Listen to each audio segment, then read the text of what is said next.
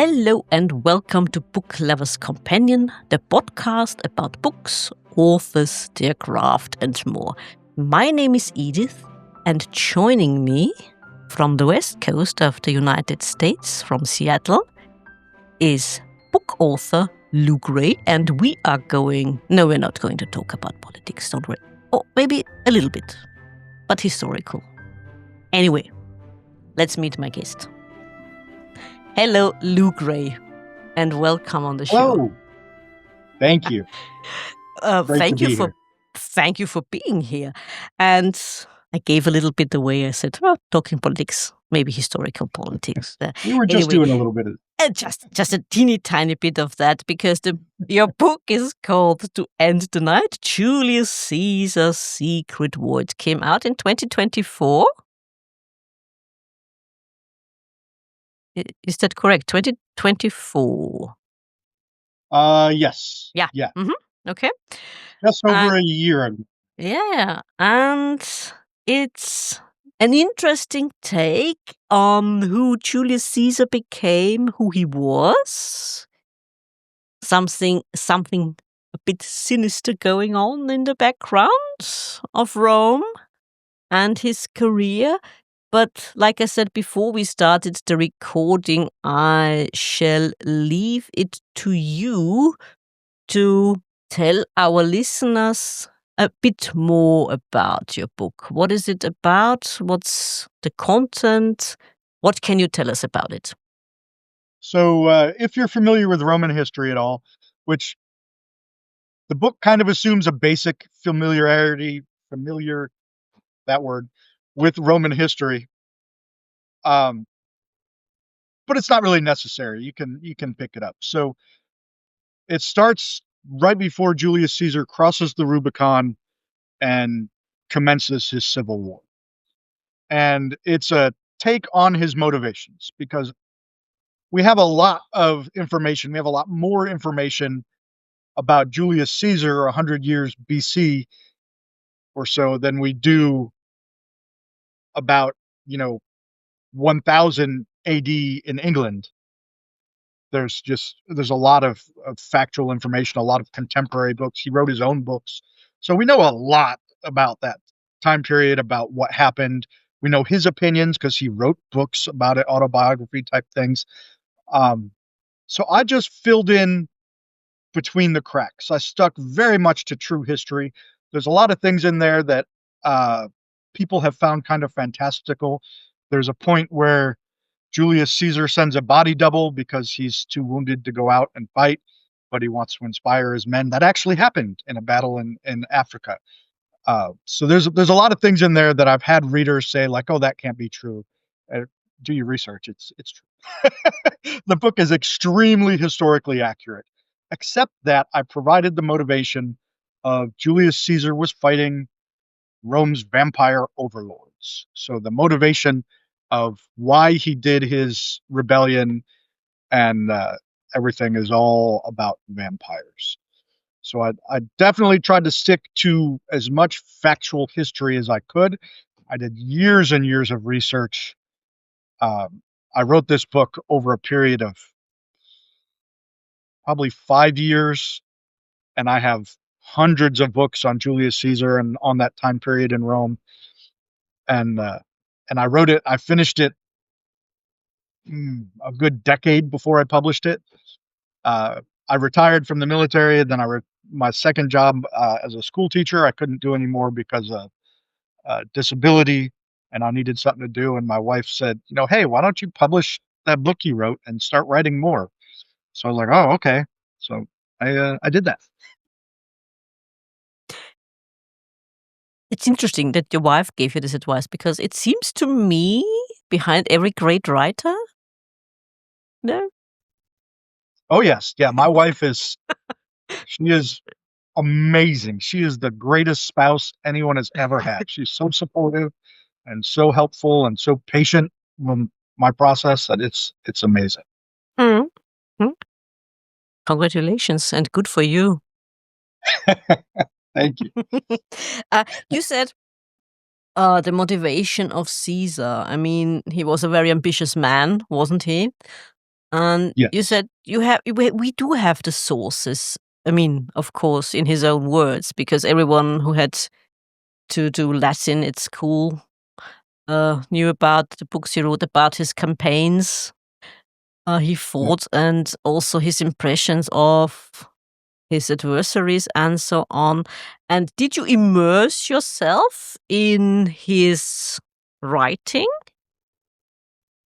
I did. I read, uh, 2 of his books that he wrote about him, his own campaigns. I read the book he wrote about the Civil War and the book he wrote about his campaign to Gaul. Mm, yeah. And then I read, uh, some books by Cicero, and I read several thick textbook type books, written by modern Mm, scholars, and then I things that I would find in those textbooks, they always had really good glossaries about where that mm, knowledge came from, so then that led me some to more books to, kind of research the things, so mm. definitely a lot more than I will ever do again. Yeah, A lot, because when I did it, I was working, I was in the military, and it was just something I did in the evenings or early mornings when I wasn't working that I was having fun yeah, researching Rome and writing about vampires, and yeah. but I definitely that level of, historical research, I mean, literally, I have hundreds of books by the time Mm, I was done yeah, can on, imagine. so Yeah, it's I I can would absolutely probably never imagine. do that again. Yeah, that's always the danger, isn't it? No matter who writes historic fiction, everyone says research is one of the most wonderful parts when you write historic fiction, and there's always the danger of falling into the rabbit hole of research, and you have to climb out again. Uh, Yep, that's the I hardest part, I think, because you get so deep into the matter. You want to when you know something, you want to know more. exactly. Yeah, and there's also another thing. Some authors also say that how much of the things you've learned during your research, how much of it to put in your book, and what to leave out, because you can't put everything in there. Was it also a challenge for you to Oh, walk the line yes. between what to put in and what to leave out? Yeah, I tried to stick to things that were historically important and kind of relevant to the struggle I had invented. So, yeah, I left a lot out. I mean, I took the entire, rebellion and turned it into a book this tiny. So it's I left a lot out. I mean, it could have been, you know, huge book if I wanted it to be. And honestly, if I wrote it now, it would be a lot bigger. But at the time, you know, I and when I sent it to my editor, when I decided to publish it, I found an editor and I sent it to them, and they're like, "This could be like 5 books. You could do so much more." And I just wasn't interested. I was like, "This project's done. I just wanna clean it up, get rid of spelling errors and that kind of stuff, and maybe fix some things that you think are really bad and get it out there in the world. I wanted to, I just wanna get this out there and move on." So, if I were to do this exact same book again, it would probably be at least 400, maybe 500 pages, and, it would be hopefully written much better. My second book, The Ballad of Jace, right here, is a lit RPG that just came out, and, it's over twice as thick. If you look at the 2 books, it's over twice as thick as the first one. So I think every time I write a book, I'm getting better at the process of writing and filling in those gaps because I tend to want to write like a Reader's Digest version, like a synopsis. And then I have to force myself to go back in and like, okay, this reads like an overview of a book, not a book. How do I go in and add enough detail to make it better? Interesting. And would it also be fair to say, in your book, history meets fantasy? Oh, yes. Yes. History meets fantasy is a fact. Yeah, Yeah. And in your research, you said you mentioned, of course, because that's one of the main points or the main motivations behind Caesar in your book, the vampire myth. It's interesting because, as far as I know, the idea of this kind of strigoi, as they are called in the eastern part of Europe, is far older than um, Bram Stoker's Dracula. And the yes. idea, I think also the idea existed in the antiquities, didn't it? Yeah, the idea of vampires in many cultures in Eastern Europe and the Middle East, there's stories,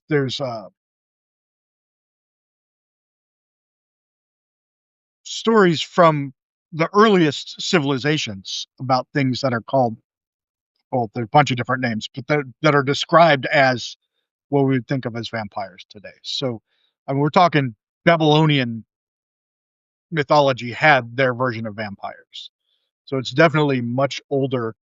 And that's actually where the idea for this book came from. I came up with an idea. I wanted to do vampires as uh, something completely, like a completely different origin story for vampires. And I didn't want them to be religious because to me, it's just silly that all vampires are Christian somehow. Like, that doesn't make sense to me. Not everybody in the world is Christian. So what, you get turned into a vampire and now you believe in Jesus? Like, that doesn't make sense. So I came up with this idea that I've actually written a lot of this prequel, which I intend to get out eventually, but it's taking me a long time. The origin story of vampires starts about 3,000 years BC, and it starts in Hallstatt in Austria. And in Hallstatt, Yeah. that's the earliest Celtic civilizations, Yeah, I know. right? They had the big salt mines and all of that. Yes. Oh yeah, I'm Yes. sure you do. Yeah. So I went to the earliest and I did, again, tons of research. Give me 1 second. Yep. So just to show you the level of research I do into this stuff. This is a book, Ah, Neolithic Europe. Europe. Look how thick that Oh, is. That's huge. okay. That's one book. And then the Oxford Handbook of Ah, the European Bronze yeah, Age, yeah, yeah. Die you know, Himmelsscheibe von Nebra. It's a famous artifact on the cover of your book. Yeah, it was discovered in Germany. so I've actually Yeah, gone and went down another rabbit hole, which is why this yeah. book won't come out for a long time, 'cause I do a lot of research. But I've also got a lot of books on, Babylonian Yeah, history yeah. and, early Jewish Mm, mythology. mm, So I'm taking this, it's happening in Hallstatt. mhm, We don't say that. We don't say mhm, in the book that it's specifically mhm, Hallstatt or mhm, Austria, but that's where mhm. in my head, that's where it is. And, there's a people living on the lake, Yeah. and it's a very small group of people living on the lake there, and they're being attacked from the outside for their salt resources, Mhm, and they have to find a way to defend themselves. So they invent this serum from natural plants and mhm, things, and take their warriors and gives them extra strength and stuff. But over time, that serum turns them into night dwelling vampires. mm, And the idea behind the vampires is that they're not, they are super fast. They have amazing mhm, reflexes. They're not allergic to sunlight, but their eyesight is so good and their night vision is so mhm. developed that it's really hard for them to be in the sun. They can't see as Yeah, well. They can't function yeah, as well. yeah, Their sense of smell is so good that things like garlic that yeah, are really pungent, if there's a lot of it, it yeah, disrupts their ability to continue using yeah, that sense of smell. Like if somebody waved smelling salts under your nose, it's like, yeah, yeah, yeah. and then, their sense of hearing is so good and so developed that loud noises would Mm, cause issues. So I tried to make a realistic reasons behind, not mhm, realistic, I can't. mhm. mix together in a pot some herbs and become a Yeah, yeah. vampire. But taking that particular leap of faith, um, I tried to provide, like, a realistic reason why they can't do these things. Like, they can't cross rushing water because it's a sensory overload and Yeah. things like Yeah. that. Yeah. And, their body becomes so dense and so thick, they get, like, emaciated, they shrink down, they don't need their internal organs anymore.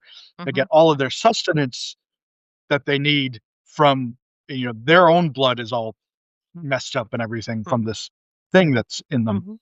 Mhm. Mhm. So they drink human blood because they can't hold down food, they can't hold down anything, and the nutrients they need come directly from someone else's blood, Yeah. the nutrients in it.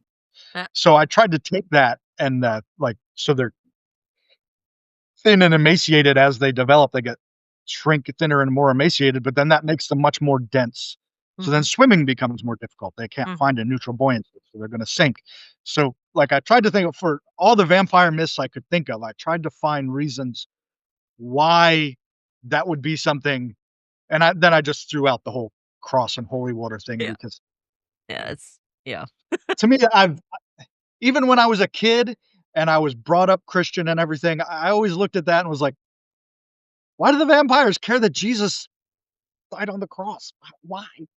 That like, it never made sense, and that's the one thing I've always loved vampires and werewolves and, Yeah. supernatural things, but I could never wrap my mind around that, Mm. like, show 'em a little statue of Yeah. Buddha, are they gonna freak out too? I mean, Yeah, who knows? Yeah, I think Bram Stoker is to blame for that. A yes, bit. yes. Yeah. Yeah. Yeah, It's in Bram yeah. Stoker took, uh, a lot of very old legends Yeah. and things and made his he kinda did what I did, where he took these old legends Yeah. and said, "I wanna make my own mythos around Yeah. it," Yeah, exactly. and it Yeah, and started the modern yeah. vampire genre. Yeah, exactly. I mean, good for us in a way. Yeah, I mean, I can't On get the enough. on the one hand, and the Even the funny ridiculous stuff with crosses, I don't it's fun, I like it. yeah, I know. I mean, the funny thing is, he was even in the archives in Vienna looking up information, and I think there was this, degree from Maria Theresia in the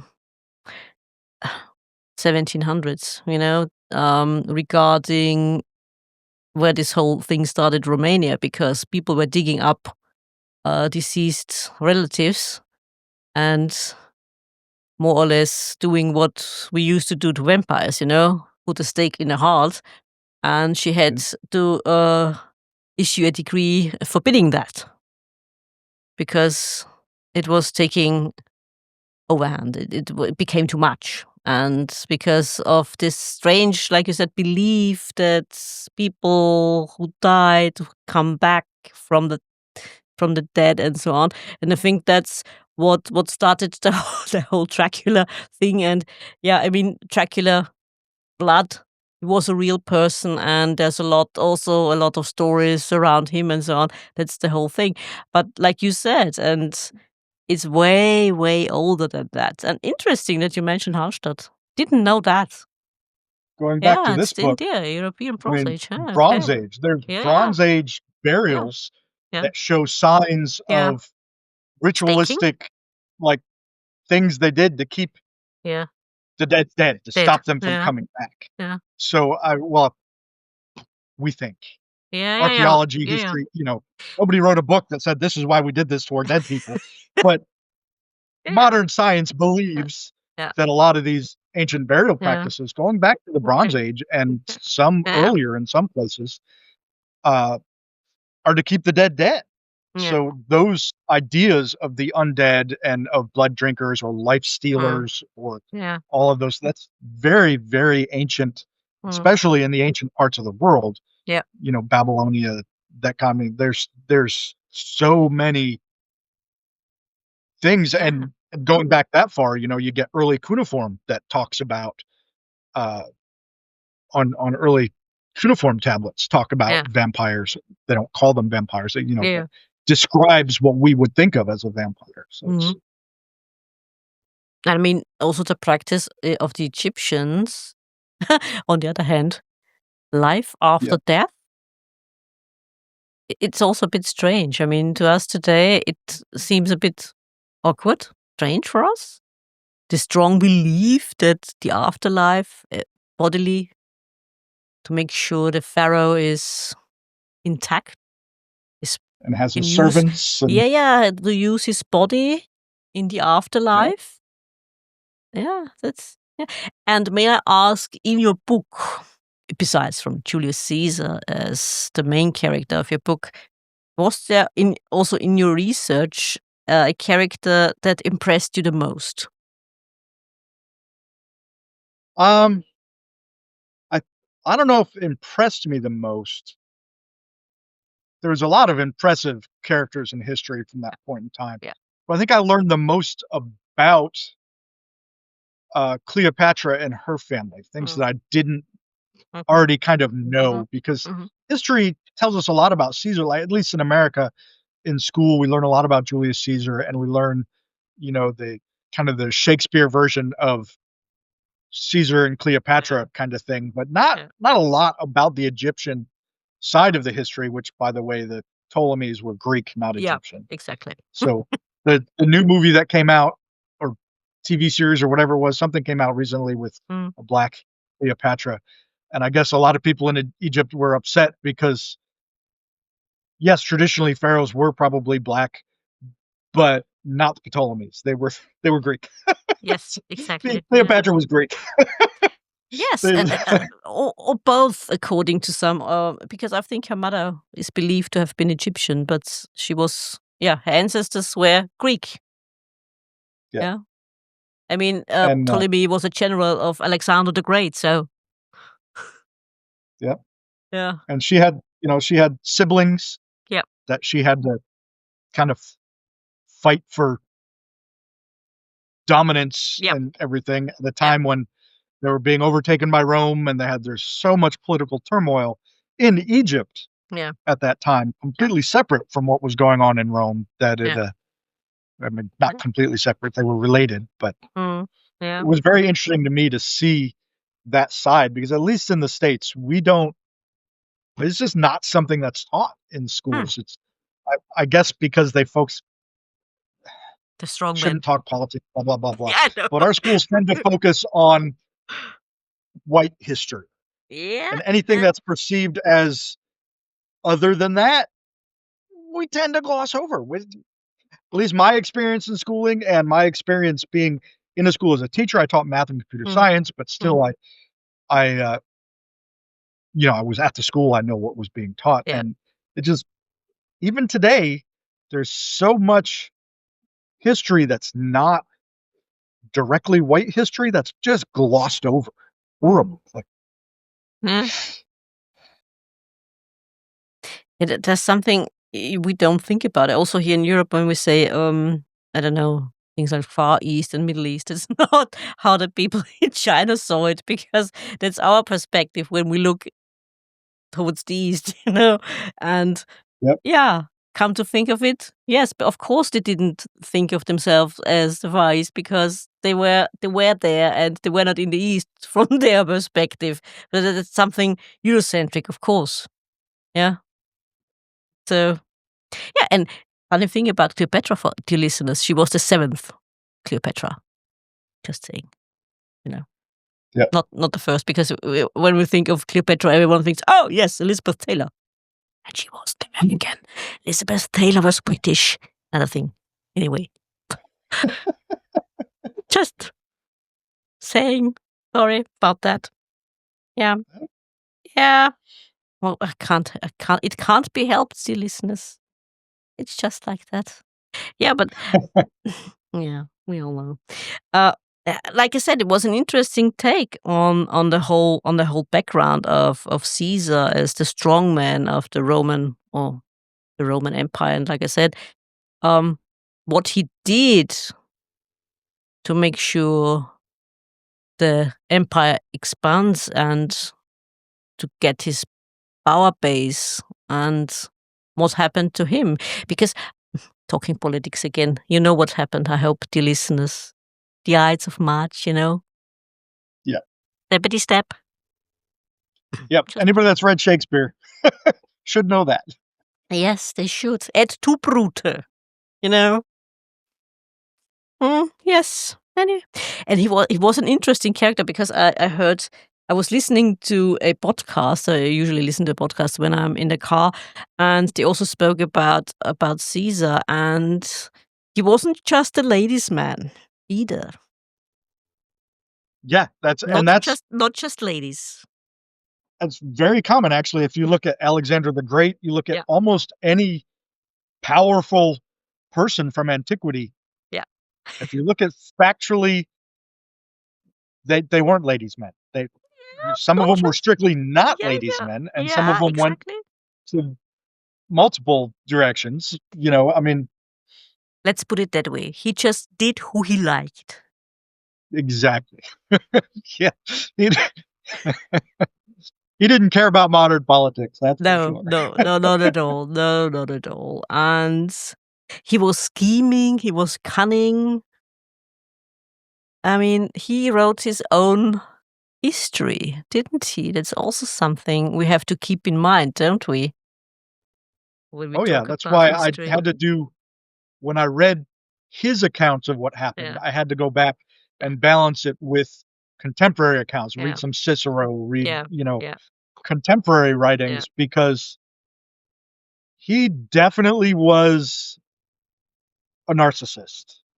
He no he did he was reminds me of some orange Cheeto type thing where he believed in himself more strongly than anyone else in the world possibly. Like he loved himself more than anyone else or anything in the world. He was his favorite person by far. Yep, yeah, absolutely true. But he was also can we call him a sophisticated man? A well-educated Yes. man, on the other Oh hand? yeah. And he did a lot of good. Yeah. He and going back to let's go back to Hitler. Hitler, when he came to power, he billed himself as for the working man and and at the beginning when he first became chancellor, he had some good ideas. Then they went the way they went, and it was not good. But um, Julius Caesar lowered taxes on poor people, made more people citizens of Rome, gave people more rights. He did a lot of great things for the Roman people, and they loved him. He was hugely popular with the people of Rome, Yeah. No, not but just the he people. was not Could very popular yeah, with the powerful people yeah, because they wanted to keep their own power. They didn't want it yeah, to go to yeah, yeah. Caesar. Oh, God forbid. And I would say not just popular with the people. I would say he was also hugely, immensely popular with his soldiers, wasn't he? Oh yes, yeah, he was uh, definitely the type of leader in battle that he was on the front lines. Yeah, He was in the back planning and directing when he had yeah, to be, but if there was going to be a charge, he would lead it. yeah. And he he definitely did not give himself significantly better living conditions than his men, and he shared the spoils of war. Not great. I mean, Roman generals were out to make themselves rich. That was a big Yeah. part of what they did. But he shared those spoils with his men to a greater extent than a Mm, lot of his mm, contemporaries. So he mm, was very popular. He was seen as being a soldier's soldier. mm. Yeah. Yeah, absolutely. Well, but we all know, like I said before, how it ended because they didn't want to Yeah. have a an emperor, and look how it ended. Ah, that's the funny thing about history. What you want and what's going to be. I mean, best intentions, more or less, and then, it turned out not so And very much. historically, factually, he was warned Yeah, ahead of time yeah, not to go to that meeting. They didn't tell him he was going to be killed, but he was warned by yeah, his wife and other yeah, people, yeah. "Don't go to that Beware. Senate meeting. Don't do it." Yeah, beware the Ides of March. Yeah, yeah, And he did it. yeah, yeah. Well, he was too much, like you said, he was too sure of himself, maybe. Exactly. Yeah, Mhm. he loved himself so much that he could not even conceive Yeah. that that would happen. Like, Oh, I should be a just see Hitler warning. going in there, "No one's gonna Yeah. hurt me. I'm Yeah. the greatest person ever. No one's Yeah. ever been greater than me. I'm Yeah. Julius Caesar. I'm the Yeah. best Julius Caesar." Uh, And see how that ended. Yeah. Be a warning. The warning of history. Take it seriously.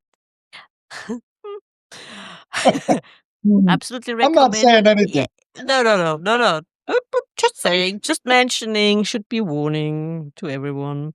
Well, History mm, repeats itself is not a saying that I invented. no, no, no. Yeah, you should know your history. Otherwise, you are forced to repeat the mistakes of the past. I mean, Exactly. you mentioned the unspeakable person who was also born in Austria. People forget it. He wasn't German, he was Austrian. And yeah, that's another warning from history. Yep. History is full of different levels. Anytime you try to take a democratic-ish form of government and consolidate it into authoritarianism, Yes. there's only 2 ways that can go. Yeah. You're not gonna survive your attempt, Yeah. or you're gonna create a horrible, disgusting regime that the rest of the world has to fight. I mean, look at Pol Pot, look at anybody Yeah. like that. And you know what's the most striking thing about since you mentioned him, Hitler, there are two things that should be an incredible warning sign because what the conservatives did back then in Germany, they thought they could control him. Let's make them chancellor. We give them our vote, make him chancellor. We can control him. No, they couldn't. That's one. I think that's one warning. Be aware. Yeah. When you look at that. And the second warning, I would say, is what the British government before Churchill did appeasement. Appeasement politics didn't work then. And I would Yeah, say that's correct. I mean, it's they ever did. appeasement politics is basically giving tacit permission. Yeah. Yeah. That's It didn't. that's Yeah. people, if you do that appeasement thinking, "Oh, that'll satisfy them," no, they take that as approval for what they're doing Yeah. and will take it further every Yeah. time. There's no possible way to Yeah. appease an Yeah. egomaniac. Exactly. Yeah. Exactly. It didn't work then. It never works. But we're talking about Julius Caesar here, Yes. Yes. not modern politics at Please, all. no, no, no. But I mean, like you said, it happens again in other ways, other names, other circumstances. Evolu But when you take a look, Charlemagne. yeah, closer look, you can find parallels. It's not exactly Yeah, the same, but people are not always the same. But since you mentioned Shakespeare, why is Shakespeare so popular? Because uh, human nature isn't different. Isn't that exactly. different? Like it was in the antiquities, Shakespeare's time, our time. We are still human. They were human. We And to me, that's the what same Shakespeare was the master emotions. at. Yeah. Yeah, That's what makes him so intriguing and yeah, so readable if you can get past the vernacular of the yeah. time. Um, is he was just really a master of delving into human motivation Yeah, and what drives yeah, people and the selfish yeah, nature and the yeah, intrigue of human interaction. And yeah. definitely, I try very hard. I love Shakespeare and I love a lot of more modern writers and stuff too. Mhm, But I try really hard to when I write. That's my motivation. mhm, Is I want to find like I come up with a character first mhm, and I get to know that character in my mind mhm, and I try to find that character's motivation mhm, and write from a perspective of why are they doing this? What's their motivation? What's driving this thing to mhm, happen? And I think I did okay in my first book. mhm. I did much better in the second one. Yeah, Again, exactly. Tell me about your second one, or tell our listeners what it is about, what's in it, a little bit more. So the Ballad of Jace, if you're familiar with Lit RPG, have you ever heard of Lit RPG? So Lit RPG stands for literary role playing game, and it's like Dungeons and Dragons or any other tabletop role playing game. Which, by the way, I have a live play podcast called the Random Table Podcast, where we play tabletop role playing games and broadcast it. And it's a lot of fun. If anybody wants to look up the Random Table Podcast, it's on Spotify and a whole bunch of other stuff. But back to this, uh, it's lit RPG, which means it's got a lot of the same things if you were playing a computer role playing game or a tabletop role playing game, where there's you level up and you get more skills and progress and all that kind of thing. So it's like a fantasy novel with role playing game aspects. So I call mine Lit RPG Light. It's about a person named Jason Howard, and Jason is a musician. He's got a master's degree from the Berklee School of Music, the conservatorium in Boston, and he's an LA musician. And he's coming home from his friend's house, and something happens, and he wakes up in a fantasy world, and he's uses his wits and his musical abilities to navigate the fantasy world. And he levels up and learns new skills and learns spells and whatever. But he's a bard traversing this fantasy world, and it's kind of lit RPG light, because a lot of, if listeners are familiar with lit RPG, a lot of it is every few pages it goes over their stats and you know basically reads off the character sheet of the character. And I didn't want to do that. To me, that's kind of boring. There's a lot of other lit RPG out there that doesn't do that, but the main thing of lit RPG does. So this one, I tried to focus on, like, it reads off the stats and all those things. They're there, but they're not as prevalent. I focused a lot more on the story, and it's a kind of a the main character goes through a journey of self-awareness and self-realization, and so it's kind of a story of, I want to say, coming of age, because he's like 26 when he starts, but a self-realization, a learning to know himself on a different level. And it's a big found family kind of deal. So it's in a fantasy setting. It's got magic. It's got, but you see Jace here playing his electric guitar that he's able to summon. There's no chords or anything. It's a magic electric guitar. Um, but he wakes up in this fantasy world as a halfling rogue, and levels up and becomes a bard and has his adventures. And it's I've been told, I tried to make it really funny and entertaining. It's a lighthearted book, and I've been told I was successful. One of the best reviews I've gotten yet on this book, uh, I can't remember the exact words, but it made me think, like, yes, this reader gets it, because it basically said, it's a fun, genuinely funny, lighthearted, silly in places book that's enjoyable to read, or something like that. And I was like, yes. And it's funny, because I've gotten a bunch of 5-star reviews, and that was a 4-star review, but it's still my favorite review I've ever gotten, because the words that they wrote were like, that's what I was going for. They get it. My book succeeded with that person in the way that I wanted it to. Mm. And may I ask, would you say that your book would be young adult appropriate, although the main character is 26? Yes, it would be. There is some mild swearing in it. Yeah. Europe, I don't think you guys are as hung up on potty mouth as we in America would say. Not But so much.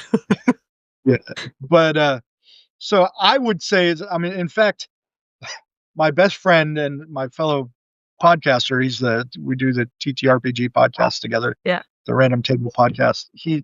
His first grade daughter is reading it at night as a bedtime book, and she loves it. She reads like a few pages every night before she goes to bed, and she'll call me. She'll be like, "Oh, Uncle Lou, I love it." And she'll talk to me about the book, and so uh, Good to know. I definitely think it's young adult appropriate. But if you have a problem with a little bit of language, and it's not like every other, there's a few places in there where they say naughty words I mean, because it's if you get them yeah, correct, if you use them, I always say, messages, if you use them in a correct manner. yeah, and it's I took a modern day Yeah. studio musician with a really good musical education, and I put him in a fantasy setting, so he uses Mm. modern vernacular and things, and Mhm. people around him are like, Mm. "What are you talking about? What's that mean?" Yeah. So Well, it's interesting. I've never heard about lit RPG, to be quite honest. And would you say that since these days, young adults, that's because I'm being too annoying. asking. No, it's okay. Uh, since young adults are so into computer games, and we're talking role play here, do you think that's something that might get them into reading? Yeah, I would think so. Definitely, I mean, like I said, my friend's kid loves it, Mm, and she's reading it, and, yeah. I know my editor, Andy Malinsky with Cup and Quill Editing is amazing. I absolutely love him, and he's become a friend of sorts, and, he gave it to his kid. I have no idea how old his kid is, but, he's not that old, so I'm sure the kid's probably in, like, junior high or high school or Mm, something, but, they really enjoyed it, and so I mm, think yeah, I definitely think if you have a kid that's into computer games and stuff and doesn't like to read as much, that it could be a fun stepping stone mhm, for, pushing a kid into not pushing them into reading, but, introducing them to the joys of reading. yeah. It's interesting because my students have to read. I mean, sometimes it's easier to get them read books in English because they know it helps them with their language skills.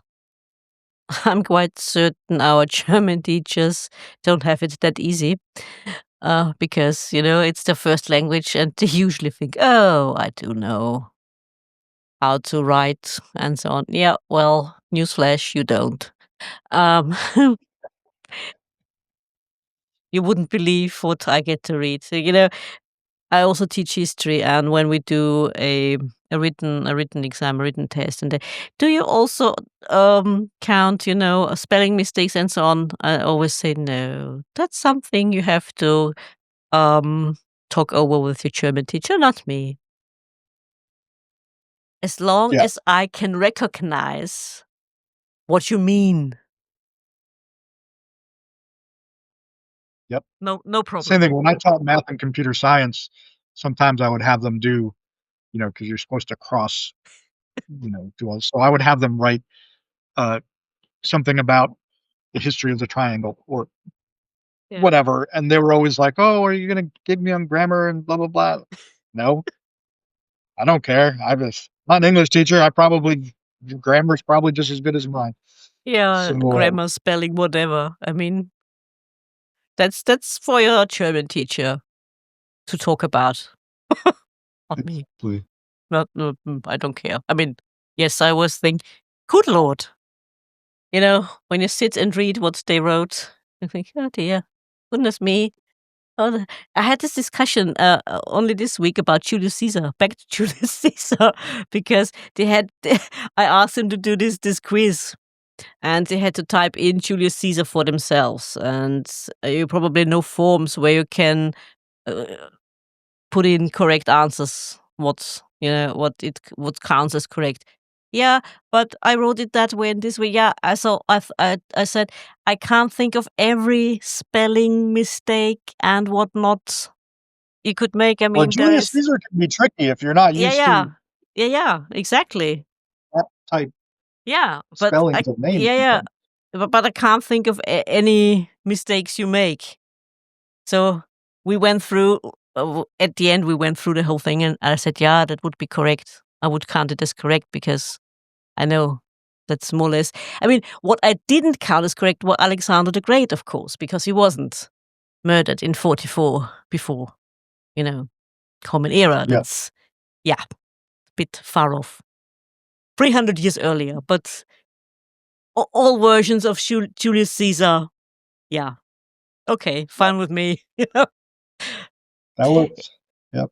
Yeah, interesting. I mean, lit role playing game. I mean, is it a huge? How shall I put it? Genre? Is there a lot of material out there? There is a lot. Okay. My brother actually got me into lit RPG. He was telling me about it, and I've always been kind of a nerd. I like role playing Okay. games and tabletop role playing game, computer, all that. Yeah. And he started reading it himself, Mhm. and he recommended some books to me, and I started reading them.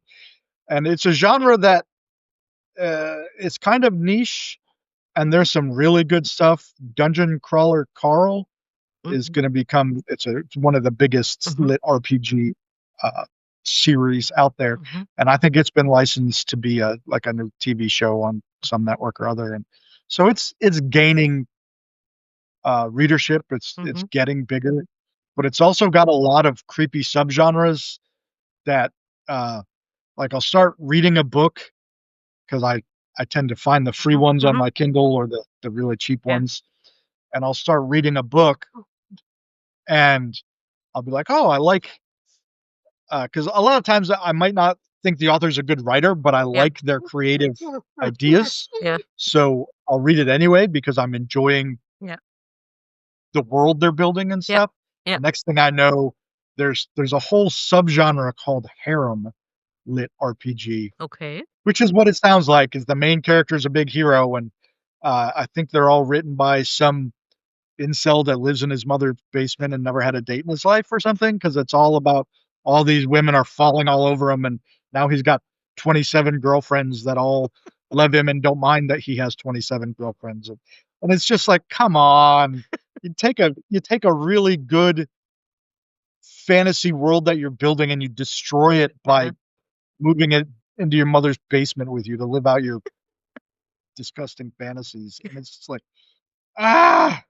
So, yeah, there's a lot of weird stuff. So, if you're gonna get into lit RPG, if you sounds interesting to you, there's a lot of great stuff out Okay. there. Just read the comments first. If it Yeah. talks about harem Yeah. or romance, anything like that, even if you like romance books, I wouldn't go there unless you're a type of person that likes weird romance books. Because I've had to stop reading so many books where I'm like, "Okay, that went places I didn't wanna read." Yeah, understandable. Sounds a bit like 50 My book does Shades not have of any of that at all. Okay. It's got it's got, you can tell there's an attraction Yeah. between 2 people by Yeah. the end of the book, Yeah. but that's as much as it goes. Yeah. It doesn't it's Yeah. nothing explicit. There's no weird furries and I don't know, none of that is Yeah. Okay, yeah, yeah. I understand. I mean, if it's not necessary for the plot, why? I mean, exactly. yeah, Yeah. can That's how I can feel, and yeah. I've been reading some books lately by, a lady called Melanie Sellier, I think her name is, Okay. and she writes, like, YA Mhm. fantasy Mhm. fiction, and she's got some romance in there, but it's Mhm. clean romance. Mhm. It's nothing that Mhm. it's kind of romance from a young people's mind, like, I met this girl, and now I can never live without her. She is, so it's written from the young people's Mhm. mind point of view Mhm. of romance. Yeah. But it doesn't go into any detail, and the fantasy worlds that she builds are so amazing, and Mhm. her different takes on different magic types of magic and Yeah. different things are so fun to read that I put up with because I don't like any romance in my books. I'm not I, that's just me. I like swords and sorcery and magic and history but I'm not into I don't want to read that stuff. Yeah. And but It's I put up with fair it enough. Yeah. if it's clean Yeah. and the uh the story itself and the magical world Mhm. are worth Mhm. dealing with the Mhm. googly-eyed Yeah. Yeah. teenage romance, which is, you know, you is it as an old man, it's horrifying, the idea of teenage romance. It's just like, I think of what I thought of as romance as a kid, and I'm just like, "Oh, yeah, Ugh, no." yeah. Mm. Blah. Yeah. And Agree. and Agree. if you're a listener and I'm offending you because I don't you can like smut books or romance or anything as much as you want. I'm not putting that genre down at all. It's legit. All the genres are legit if that's Yeah. what you like. I'm just saying I don't enjoy that. Yeah, it's absolutely fair enough, and like you said, I mean, young adult romance is also something a bit different from adult romance. I mean, and there is enough Yeah, of that genre out there. I mean, guilty as charged. My guilty pleasure is sometimes reading romance, but that's when I purposefully go for it. And like you said, exactly. when I want to read fantasy or even crime, which is also another absolute favorite of mine, I don't expect there to be a romance in it. I read it for the plot, the And that's crime another plot. genre. Crime fiction is another Yeah, genre that tends to surprise you. You think you're getting yeah, one book yeah, and you start reading it and you're like, "Oh, yeah. this is a romance book. This guy says crime fiction." Yes, exactly. And why? I mean, if I Yeah, like you said, if I want to read romance, I search in the romance department for a book I would like to read, which I occasionally do. Guilty as charged. But if I want to read crime or fantasy, I want to read crime and fantasy.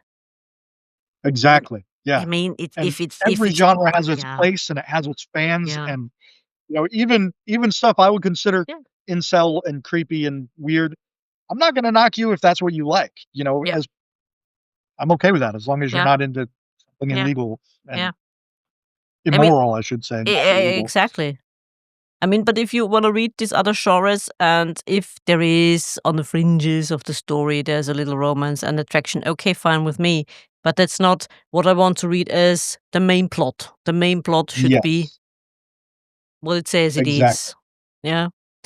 And Lou, may I ask for your advice to any other author out there? My biggest advice that I will always give, and by the way, I have a podcast called the Indie Author Journey Cast. It's one of my 2 podcasts. So there's the Random Table podcast, which is, uh, TTRPGs, the Indie Author Journey Cast, which I would love to have you on sometime, turn around and have you as a guest, um, is mostly we interview authors. And we also interview, and it's a brand new podcast. We just started this one. So my co-host TL Marybard, she's written 12 books. She's in Perth, Western Australia, and I'm here by Seattle. And so where our first interview with a guy was with a guy in London. So I was midnight my time to make it work for their time. I'm up and doing the podcast. So it's a interesting juggle that way. But my biggest piece of advice, what I say on that podcast and what I'll say on this podcast, is get an editor, work with an editor. When I wrote my first book, or when my wife convinced me to take my first book off an ancient hard drive I had somewhere and dust it off, and I was going to just go onto Amazon and use their little book builder and be done with it. But I read through it and I found some spelling errors and I found some things I didn't like the way I worded it. So I was like, "All right, I'm gonna Google editors," and I found Cup and Quill Editing. Linda, can't remember her last name, but Cup and Quill Editing. I think it's in like Louisiana or somewhere. Um, and I sent my manuscript to her, and she looked at it and handed it off to one of her editors, which is Andy Malinsky, who I think is out of like Colorado or something. He just got his master's degree in English. Um, and Andy read it and was like, "Wow, you got a lot of spelling errors and things." I was like, "Yeah, I'm bad at that," and I try to use spell check and everything as much as I can, but I'm not a great typer and I'm not a great speller. Uh, so he went through it and like fixed the obvious stuff and then just sent me some truly amazing feedback, stuff that I never would have thought on my own. Like this is inconsistent with the voice of this is inconsistent with the same character's voice here. So you need to pick a voice and make it stick all the way through. And this piece sounds out of place. Maybe you shouldn't have it there. Maybe might be better here, or just so many. And he didn't tell me how to fix it or anything, but he articulated what the problems were so well that it made it really easy to go through and see what he was talking about and fix it. So he went through my first draft. I made the fixes, sent it back, and he was like, "Holy crap, this is a different book. This is so much better. But here's some more problems." And he sent it back, and I did one more draft, and that's all I could afford because editing's very expensive. But I went through two iterations with him, and then it went off to the proofreader, where they all the proofreader does is they don't give a crap about content at all. They just go through and they check dogs barking. They check punctuation and spelling and that kind of stuff, like with a fine tooth comb. And that whole experience, to me, I spent like 4 grand on the tiny little book. I mean, for people out there, my first book is very inexpensive to purchase because it's tiny. It is, 87 pages of content in this book. It's a novella, I call it, not a novel. My second book is short novel length. This is novella length. My third book will be bigger. I'm getting better. Um, but that editing process helped me grow so much as a writer, as a writer, and it really helped me find my voice, and it to the point where writing my second book, I feel like I started off so much stronger than I did in my first book. And then going through the editing process again in my second book, which was like another $6,000 to go through that same editing process because it goes by word. Um, and it was just amazing and worth every penny. Unfortunately, it makes it so I can only put out about one book a year because, if anybody thinks I'm making money as an author, I've lost a lot of money. I spent about $10,000 publishing 2 books, and I've gotten about $50 back. So it's a labor of love, and I hope someday, it'd be great if I became a New York Times bestseller. But, you know, for now it's a labor of love and it's out of pocket. And we sacrifice, my wife and I sacrifice a lot to be able to put aside the money to do it. But to me, it's worth the experience as a writer, to the growth that I received, and how professional the book is. My friend T.L. Marybard, she's self-published 12 books. She's my on the Indie Author Journey cast. She's my co-host, and she did all 12 of her books the way that I chose not to do mine, where she just wrote them, edited them herself, and put them out there. And she sent me a very early version of one of her books.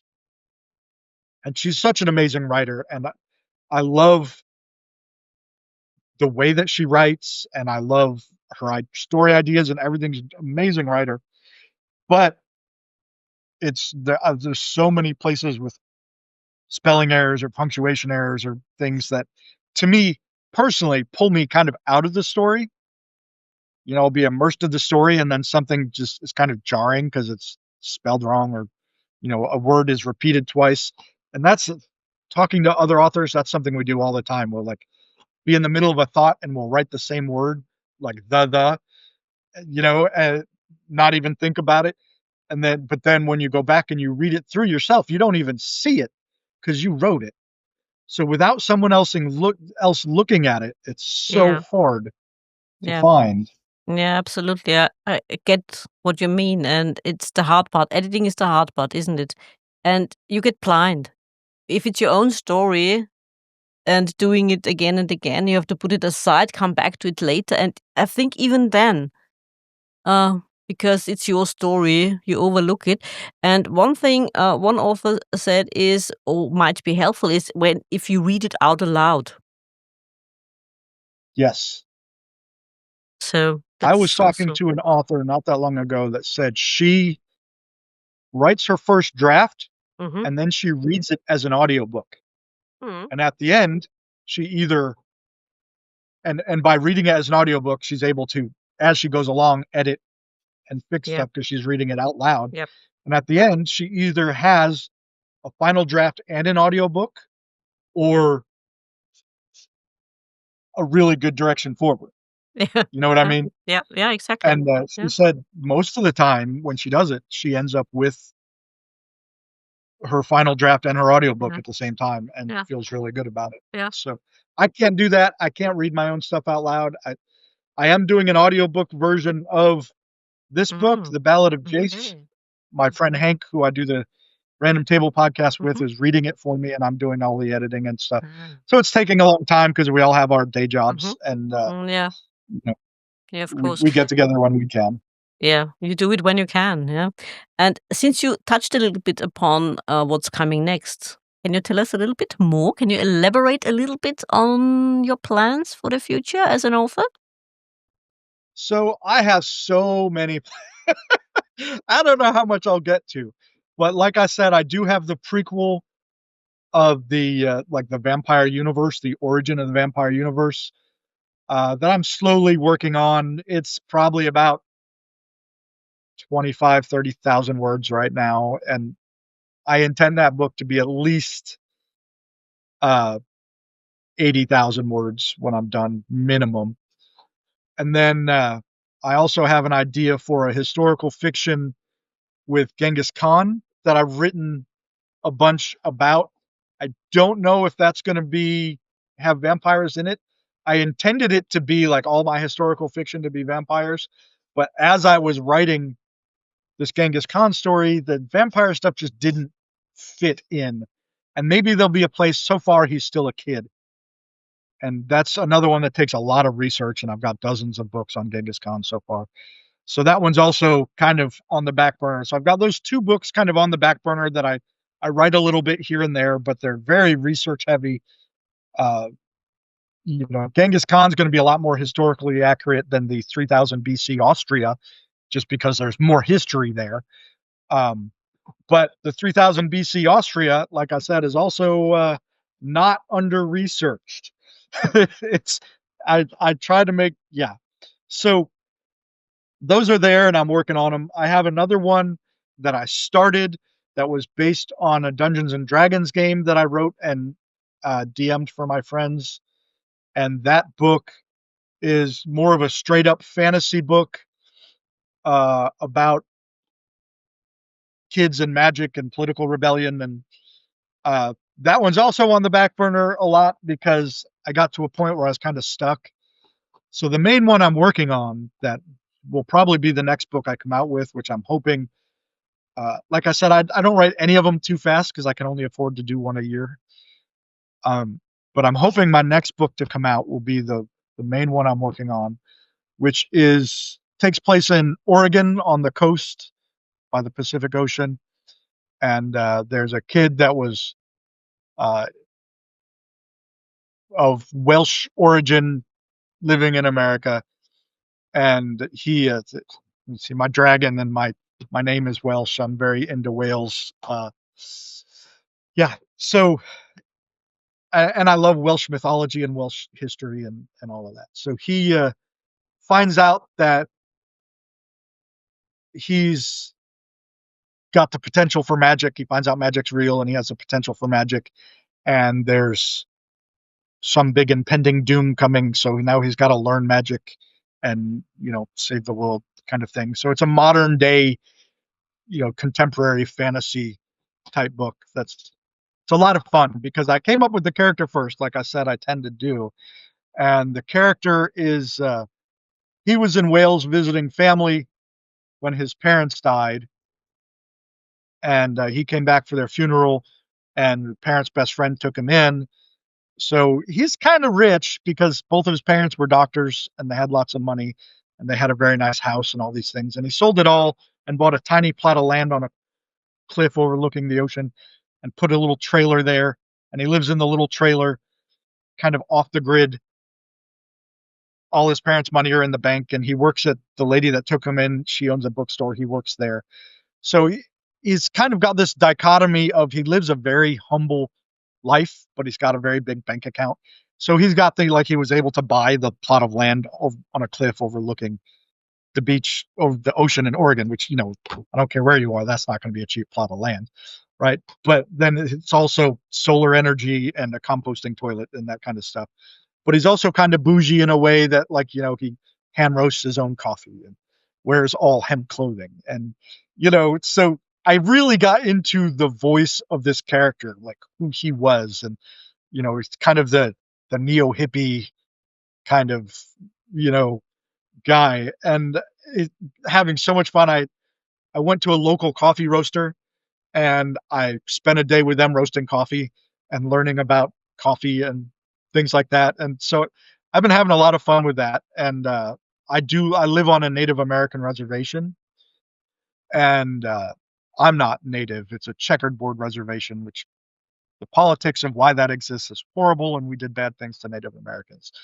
But I have a bunch of Native friends, so I'm trying to find a way to make Native mythology and traditions of this part of the world traditionally, historically, mesh with traditions that were brought over by Europeans.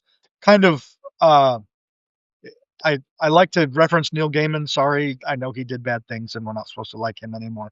But I love his writing, and like American Gods, where it's got all of the different types of gods from all over the place. And so I took a little bit of inspiration from that for ideas, but I've also, it's going to be really fun, and it's very character driven and very heartfelt. I like to do meaty, heartfelt, personal interaction, found family kind of things because that's what resonates with me. And then I've also got ideas for that's going to be my next book, and I've got ideas for a science fiction book, uh, a lot like if you ever read or saw the movie Jupiter Ascendant, I think is what it's Jupiter Jones. I don't know what it Jupiter something. Uh, but where she's like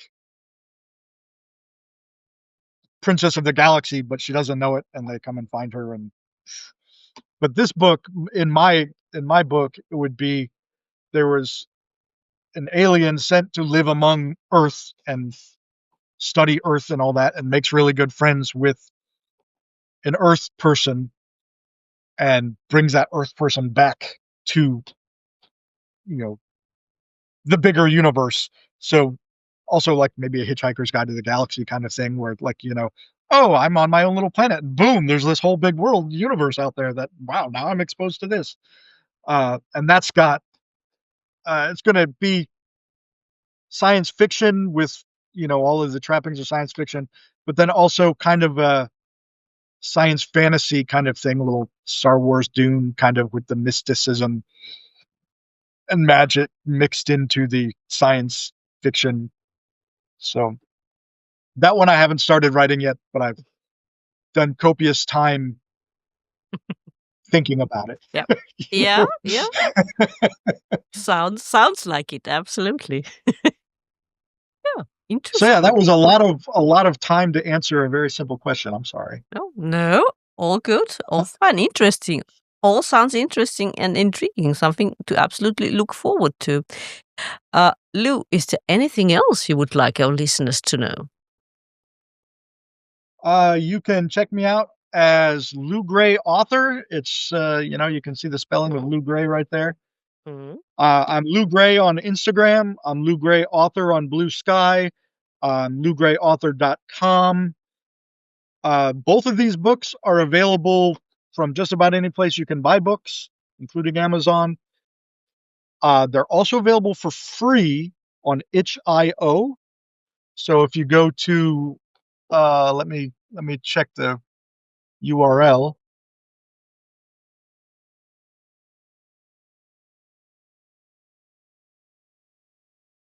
So llew-gray-author.itch.io. Mhm. So Lleuw Grey Author at itch.io. And if you want to read, it doesn't have the cover, doesn't have all the whatever. It's just a PDF straight up of the books. Available for free on itch.io, itch.io, and there's a link there on itch.io to my Ko-fi or Ko-fi or the KO-FI. You know what that is? It's a way to donate money to people that are, so if you want to read it on PDF for free and then decide that you want to reward me by buying it somewhere else, cool, or buy me a coffee on Ko-fi, there's ways to help me afford to do it more if you like it. That's the big thing. I will also be I have done Kickstarters for both of these books to help offset the cost of publishing. The first one I made like $400 on the Kickstarter and spent $4,000 on the editing. The second one I made like $1,010 on Kickstarter and spent like $6,000 on editing. So every little bit helps. Absolutely. 50 cents on Ko-fi for the free PDF, or the biggest thing right now is I want people to discover and read my stuff. Will I keep everything for free on itch.io for ever and ever? I don't know, maybe. But I like the idea of giving people the ability to discover my work for free if they want to. They can go in and they can download it and they can have it. And if they like it and want to support me being able to do more of it, then buy it or donate. Or I will say I get more money if you buy directly from me through Ingram Spark. So if you go to lleuwgrayauthor.com, there's links on there where it's actually a little bit cheaper. I took a couple bucks off if you use those links to buy it directly from Ingram Spark, which is where bookstores and everything buy the, most bookstores worldwide get their books from Ingram Spark. That's how they order them out. And you can buy directly from Ingram Spark, and I get a better commission, if you will. Everybody out there, Amazon, dogs, why? Amazon and everybody out there, they all take their cut, but through Amazon, I might get 50 cents every time you buy a book or something. And from Ingram Spark, I might get $2. So, it's vastly different. Even with my discount that I'm giving you, I get more money through Ingram Spark. That's good to know. But, whatever's convenient for you, it's available on, like I said, itch.io for free, Amazon, most bookstores. Let's see here. Draft to Digital, Lulu, Amazon, Barnes and Noble. You can, most bookstores can order them. Buy my books or read my books. Even if you don't buy them, read them. And give me feedback. Please leave me review. I don't care if you leave me a 1-star review, say you're a shit author, a bad author. I don't like you. Don't write anymore. Okay, that's your opinion, and I love you. But yeah, read them and leave me reviews, please. Read them for free. And if the best thing, more than money, more than anything, is leave me reviews. Because my review. Good book. Read it. Interesting, fascinating take on Julius Caesar. I hope you enjoyed it, and you can be perfectly honest with me and your listeners if you didn't. Yes, I did. I enjoyed it. I thought, interesting. Okay. Yeah. Also, the relationship between Caesar and Cleopatra was also interesting take. Unusual, but interesting. I definitely did a different take. That's not the things that they did in my book are historically accurate. The relationship between them is definitely not historically accurate. Yeah, but we don't want to give away any spoilers. Just read it, listeners. Read it. Yeah, absolutely worth reading it. Lleuw, thank you so much for joining me. It was an absolute pleasure talking to you. Absolutely, and I would love to have you on my podcast, and I would love to come back if you download a copy of this guy on itch.io and you read it. If you like it, let me know, and I'm happy to come back anytime. Yeah, absolutely. Would love to have you back, and I would be honored to be on your podcast. Absolutely. Awesome. Yeah. thanks again, and please wait for me in the green room. I will be with you shortly. Okay, thank you. Dear listeners, I do hope you enjoyed this episode as much as my guest and I did. Please don't forget to like and subscribe, and I do hope you will tune in for another episode. Until next time.